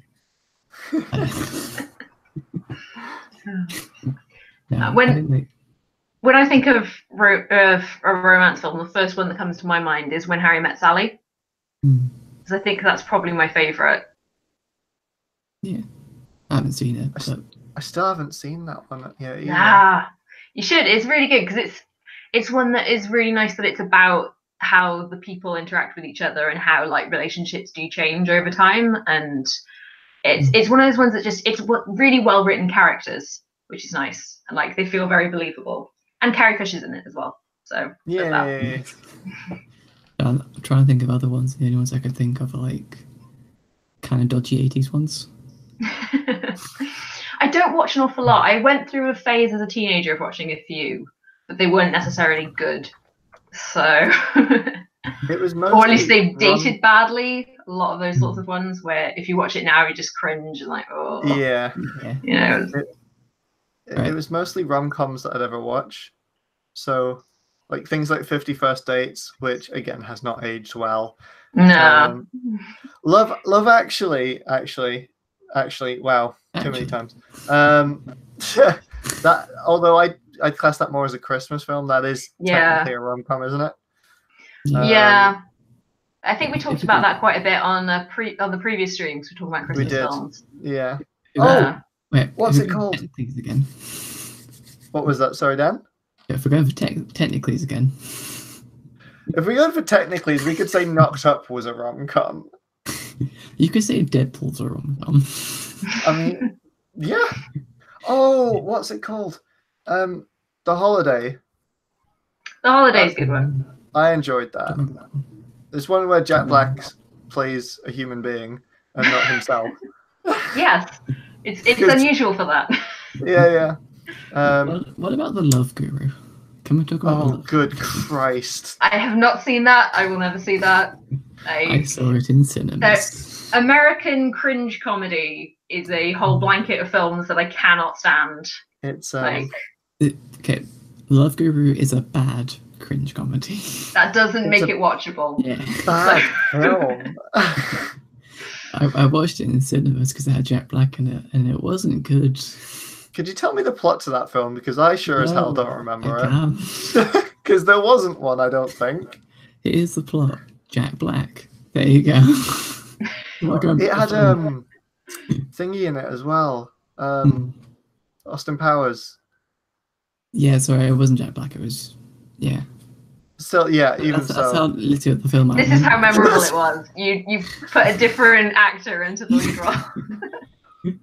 I just think of like funny, kind of cringe comedy man, Jack Black, of course. Who else could it be? Even though it's really cringe comedy. There's a running joke in my group of friends that if someone's got Netflix open and someone begins to type the word Adam Sandler, they're banned from touching Netflix ever again. That's a feral. 10 Things I Hate About You. That's a good one. I nearly forgot about that actually. Yeah, I was thinking, Heath Ledger's in it. That's a good one. Yeah, I really like 10 Things I Hate About You, and I always forget about it, which is not good. I'm going to start Googling rom-coms. I'm trying to think of what, like, ones that come into mind that aren't really, but like The Princess Bride, does that count? I'd say yeah. It's kind of got a romance at the center of motivation for the story. I think the issue is, though, if there's an American film with a single adult in it, it will turn into a romance film somehow, some way. True. If I'm being completely honest, I never really got into rom-coms at all. Not because of the whole like toxic masculinity thing, but just like because I have an autistic mindset. Most of the representation of romance in films, I can't really relate to. It's really bad, though. No, it's that some of them do it well. Some of them show a proper relationship between two people, but like, I don't really get it properly because it's not fully how I'd see a relationship. You get what I mean? That's fair. Yeah. Like, yeah, it's definitely fair. Yeah, I can't think of any specifics, but like, right, for example, what was it? Right, Bob's Burgers. Obviously, it's not a film. The relationship between Bob and Linda as a natural relationship is a fantastic example of a good, long-lasting marriage. Probably one of the best representations at the moment on TV. But I can't really relate to it because there are certain things about both of them that kind of irk me. Yeah. Which I wouldn't really be able to stick with. Like, for example, I have sensory issues. I can't really do loud noises that very well. And then Linda as a character is a very loud character. What would I do in that situation? And like, obviously that's only a tiny part of it, but then there's also like how the relationship works. People like me don't really get that part of your brain that says to think about other people properly in the same way. We do still, but not entirely. So how am I meant to relate to constantly having to think about how this person feels? I don't know. Sorry, I need to get that off my chest, apparently. No, it's okay. No, that's really interesting, yeah. It's almost Valentine's. It's on my mind at the moment. So, I made the mistake of Googling, not really a mistake, I stumbled across a list of rom-coms, and apparently Groundhog Day is a rom-com. Well, I guess it does kind of revolve about winning the girl, which is pretty, standard trope. Take. It's more about like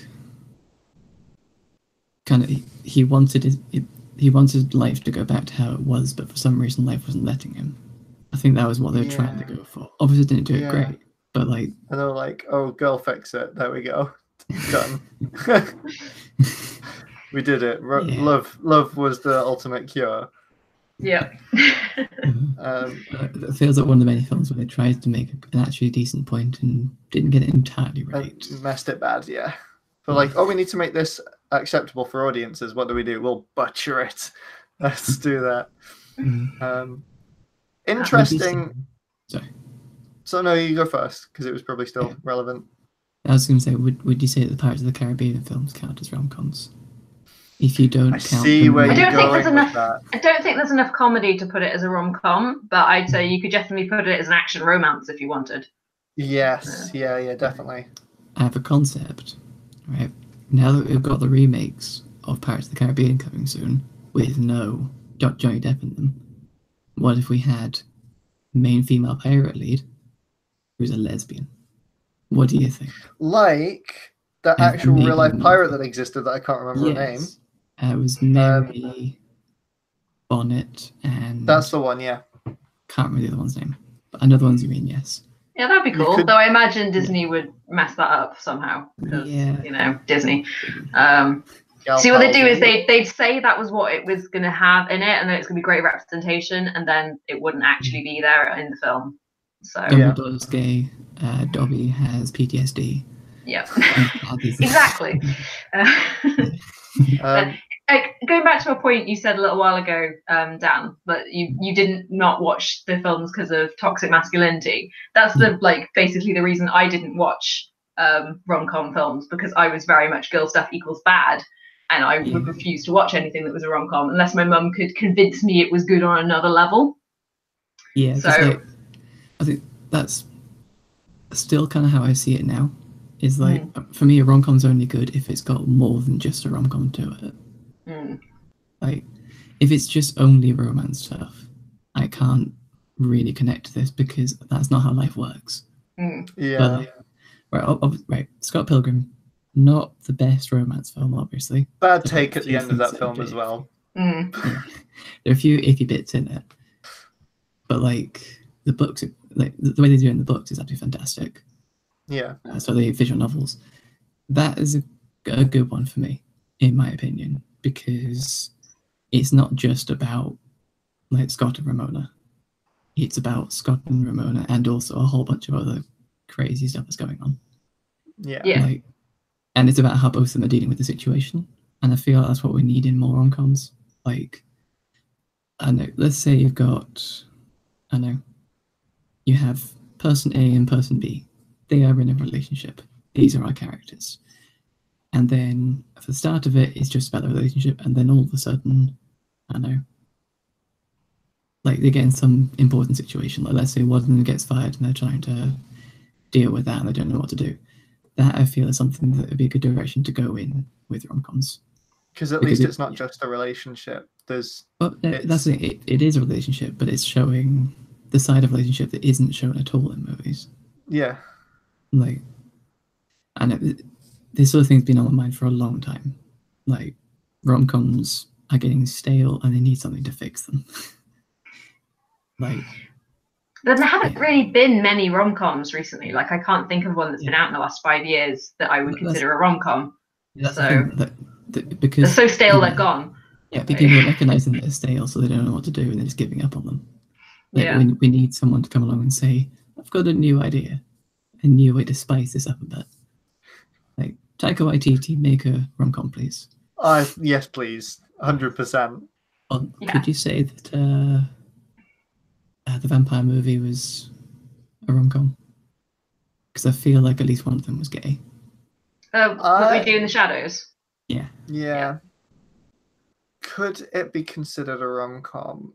Yes. Is there enough evidence for us to prove that? I don't think so. At one point, one of them does go on a date. Now, yes, they do later eat their date and drink their blood. They do. There is a whole date in that film, though. Yeah. There's a whole dinner date. Is that enough to qualify it? Well, I think that the motives of the protagonists weren't necessarily romance. It was more, I'm hungry. But there's also the romance between all of the characters and that one IT guy who turned up in the middle of it. There is. My favorite. I love Stu. My favorite thing about the movie, and I have to say this now, is the fact that Stu wasn't originally going to be a character, but they actually had a real life IT problem they needed to fix, and they just said, "Hey, do you want to stick around for the movie?" That's do you want amazing. to know something super cool that I learned the other day? Yes. Stu did all the visual effects, or most of the visual effects. Yes. That the Valkyrie scene where they're all like slow mo, like fighting. That he did that. Yeah, what happened with that is he invented a new lighting system that works specifically for that type of scene. And he had done it in previous movies, mostly for like sea-based things, like a ship going across water. But then Taika Waititi said, like, absolutely love this. Do you want to try it in a slightly different film? So, hell yeah. Why would I not want to do this? And now we have that scene. Viego did end up with Catherine at the end of the film, even though she was elderly. That is 100% true, actually. Yeah, how did I blank that out? Forgot about that. Okay, it is a rom-com, sorted.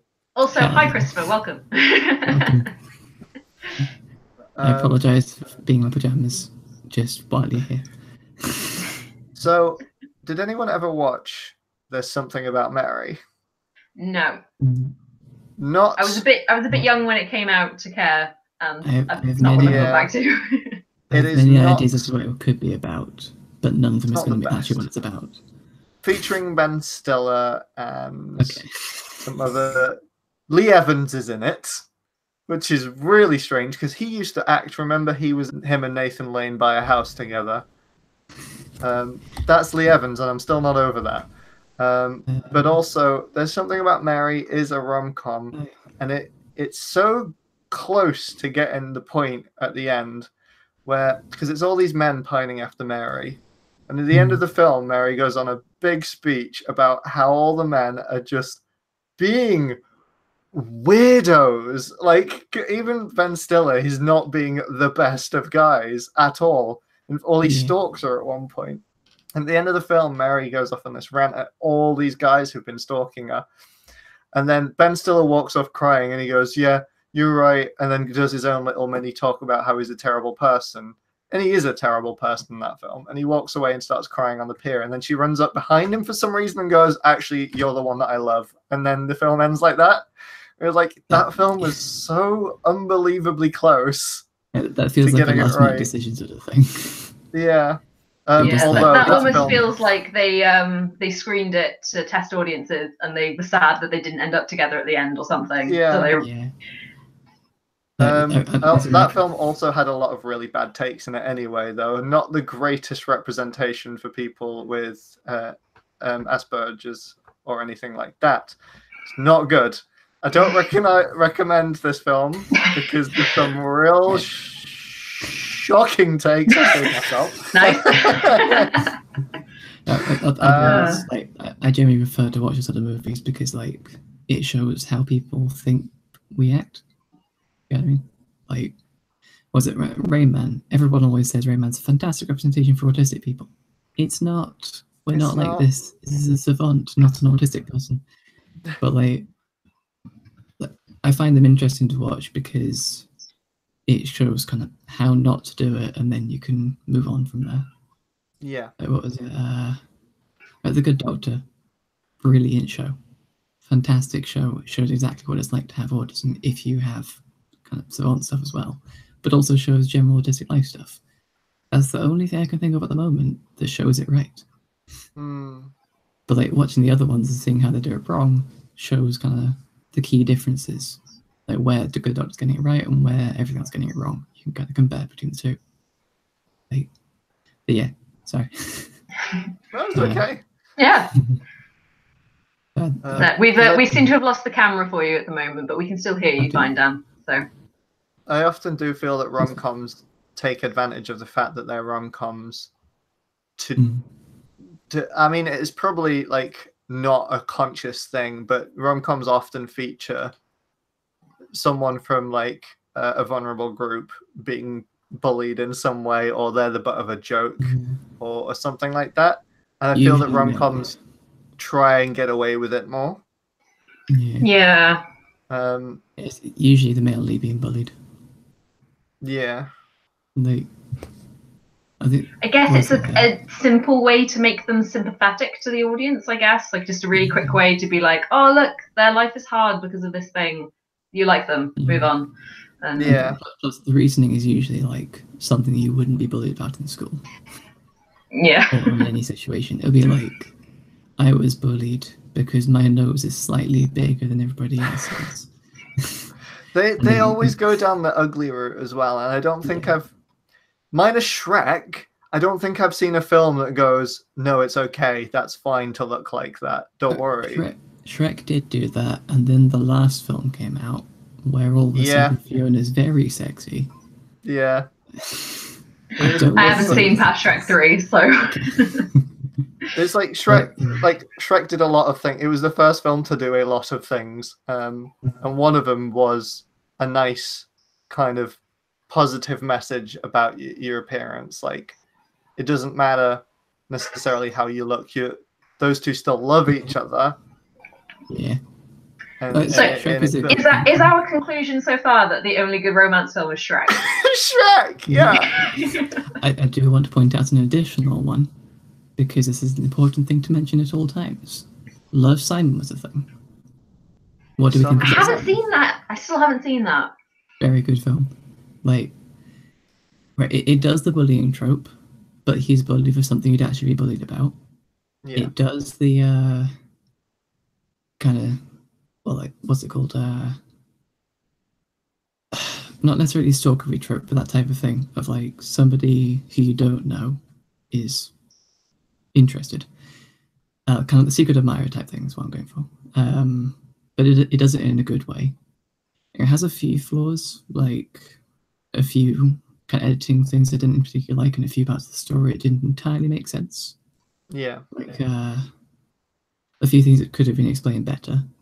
But then like the actual kind of romance side of the story was brilliantly done. Like, masterfully done. There's one of the only ones I can think of where they've actually done it properly. And also, it's gay, which is good. Yeah. Yeah, like, I think that's the only romance film I can properly think of, and I wanted to mention that one last for the kind of the dramatic effect. Boom. Good Simon. And Simon. Good Simon.